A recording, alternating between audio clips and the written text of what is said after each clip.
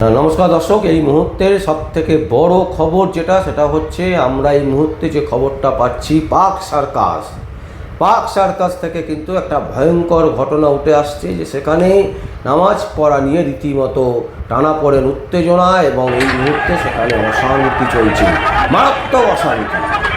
মুসলিম সম্প্রদায়ের মানুষরা কিন্তু রাস্তায় নেমে পড়েছেন পাক সার্কাসে এবং তারা তীব্র থেকে তীব্র প্রতিবাদ করছেন মুখ্যমন্ত্রী শুভেন্দু অধিকারীর বিরুদ্ধে। কারণ শুভেন্দু অধিকারী রাজ্যের পালা বদলের পর, তিনি মুখ্যমন্ত্রী হওয়ার পর তিনি স্পষ্টত জানিয়ে দিয়েছেন যে রাস্তা আটকে কোনো রকমের নামাজ পড়া বা কোনো রকমের ধর্মীয় অনুষ্ঠান করা যাবে না। এটা কিন্তু একদম স্পষ্ট বার্তা তিনি দিয়েছিলেন।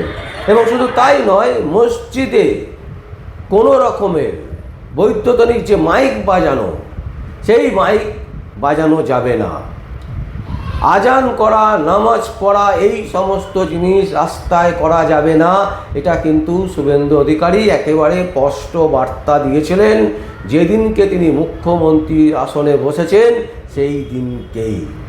তাই এই ঘটনা কিন্তু কোনো অবস্থাতেই আমরা মেনে নিচ্ছি না এবং আমরা মনে করি খুব তাড়াতাড়ি শুভেন্দু অধিকারী তার পুলিশকে এবং আধা সেনাবাহিনী নামিয়ে পাক সার্কাসের এই যে ভয়ঙ্কর পরিস্থিতি তৈরি হয়েছে, বিশৃঙ্খলা তৈরি হয়েছে, সেই বিশৃঙ্খলাকে আটকাবে এবং তড়িঘড়ি মুসলিম সম্প্রদায়ের যারা জেহাদি তাদেরকে আটকাবেন শুভেন্দু অধিকারী। এবং এই মুহূর্তে যে অশান্তি চলছে, সেই অশান্তির দিকে আমাদের চোখ থাকবে আর আপনাদের চোখ থাকুক সংবাদ আবির্ভাবে।